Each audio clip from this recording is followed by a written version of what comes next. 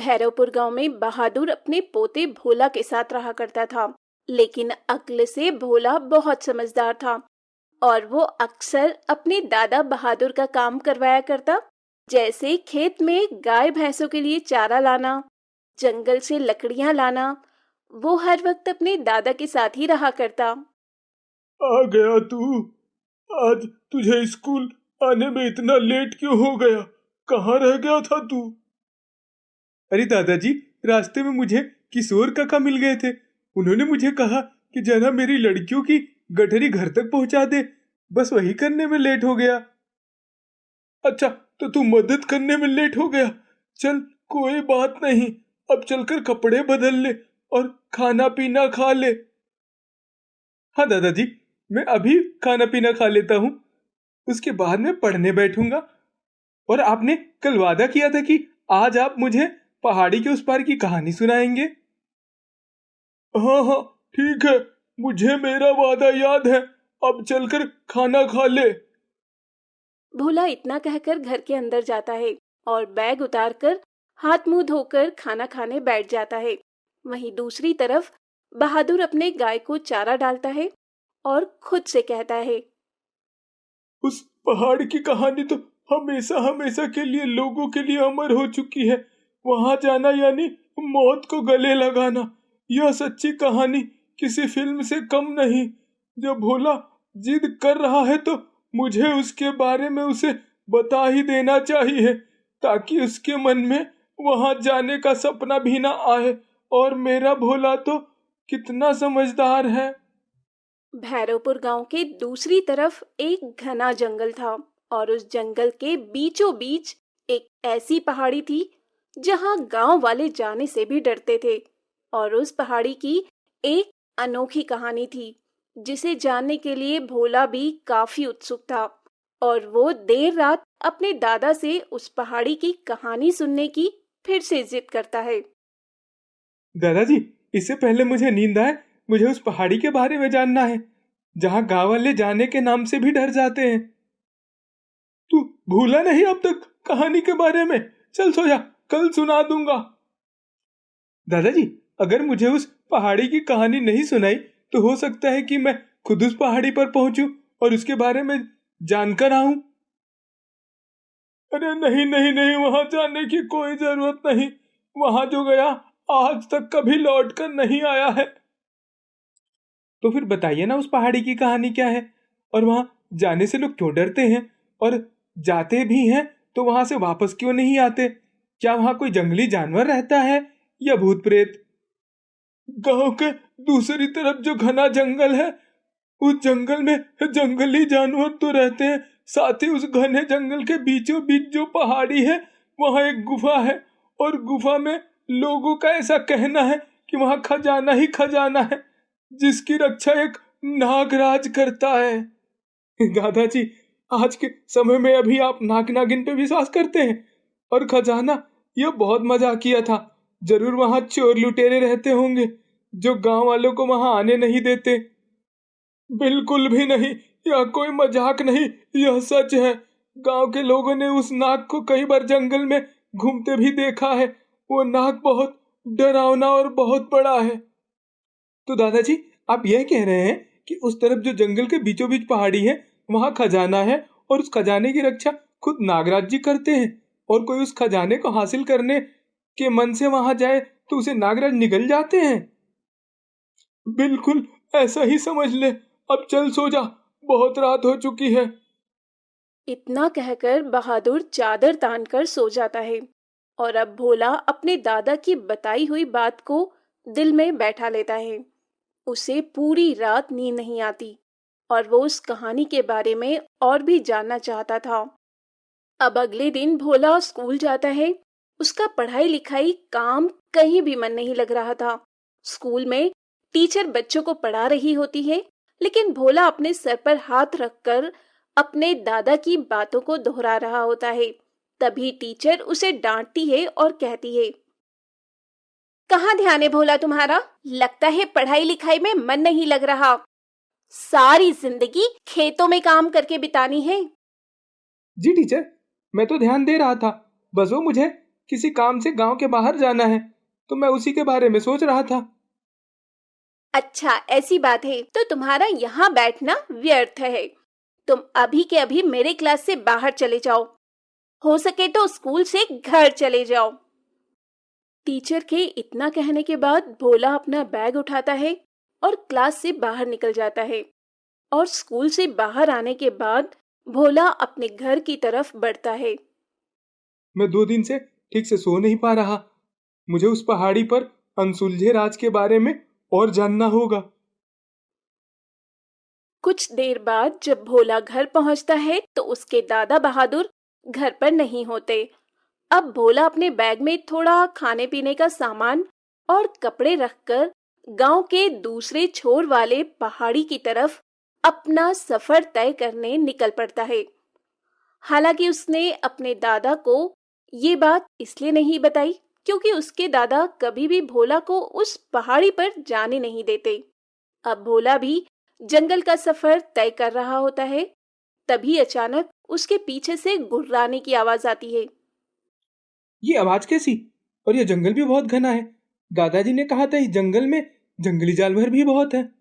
इतना कहकर जैसे ही भोला पीछे मुड़ता है, उसके पीछे एक भालू होता है जो उसकी तरफ बढ़ रहा होता है और गुर्राने की आवाज निकाल रहा होता है। भालू, अब मैं क्या करूं? कहाँ जाऊं? हाँ, मैं पेड़ पर चढ़ जाता हूँ। भालुओं को पेड़ पर चढ़ने नहीं आता। भोला धीरे धीरे अपने कदम पीछे कर रहा था और दूसरी तरफ भालू भोला की तरफ बढ़ते जा रहा था। लेकिन भोला जल्दी से पास के एक पेड़ पर चढ़ जाता है। लेकिन वो भालू पेड़ के नीचे अपने पंजों से पेड़ खरोचने लगता है। अब तो ऊपर कैसे आएगा? चला जाए यहाँ से। बस जैसे तैसे मेरा सफर पूरा हो जाए, वरना मैं तो यहीं मारा जाऊंगा। भोला पेड़ पर बैठा भालू के जाने का इंतजार कर रहा होता है और भालू भी थक कर वहां से चला ही जाता है।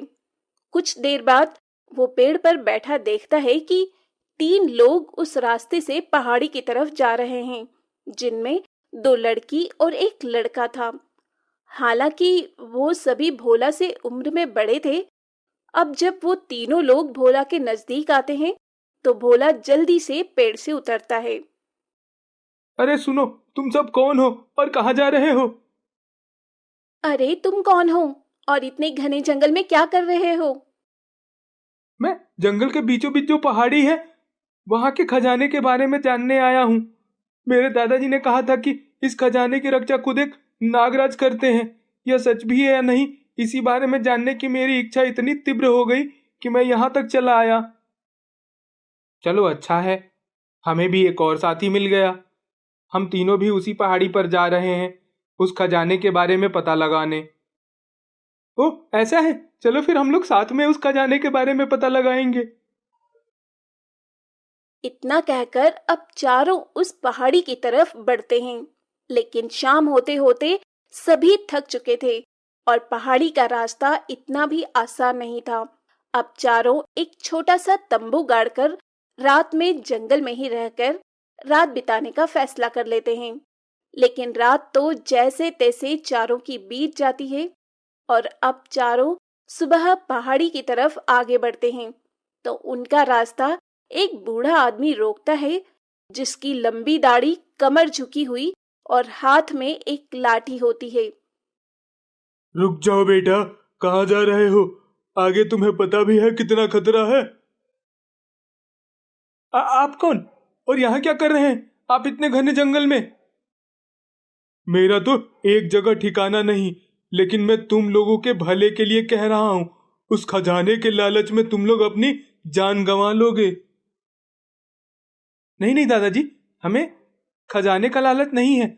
हम तो यह जानने आए हैं कि सचमुच वहां खजाना है और उसकी रक्षा खुद एक नागराज कर रहे हैं।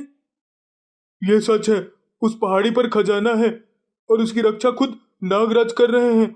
जो भी लालच और लोभ के साथ वहां जाता है, वह कभी लौट कर नहीं आता। क्या कहा तूने?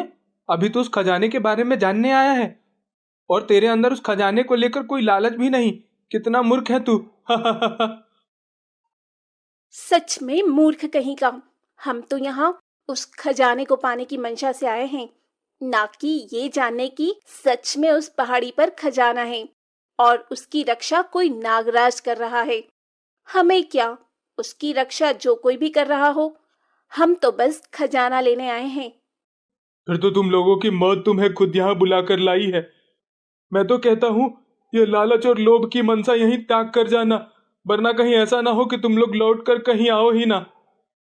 नहीं नहीं दादाजी, मुझे बिल्कुल भी लालच नहीं। मैं तो अपने दादाजी की कहानी में सच्चाई कितनी है और ये सच भी है या नहीं, बस यही जानने आया हूँ। इतना कहकर अब सभी आगे बढ़ते हैं और कुछ घंटे के बाद उन्हें एक गुफा दिखाई देती है और सभी उस गुफा को देखकर बहुत खुश होते हैं। तभी राकेश उस गुफा के पास पहुंचता है, लेकिन उस गुफा के दरवाजे पर एक नाग बैठा था। इतना ही नहीं, कई सारे और भी सांप इधर से उधर रेंगते हुए उस गुफा के खजाने की रक्षा कर रहे थे। ये मंजर काफी भयावह था, जिसे देखकर भोला तो एक पल को डर जाता है और वो तीनों लोग भी।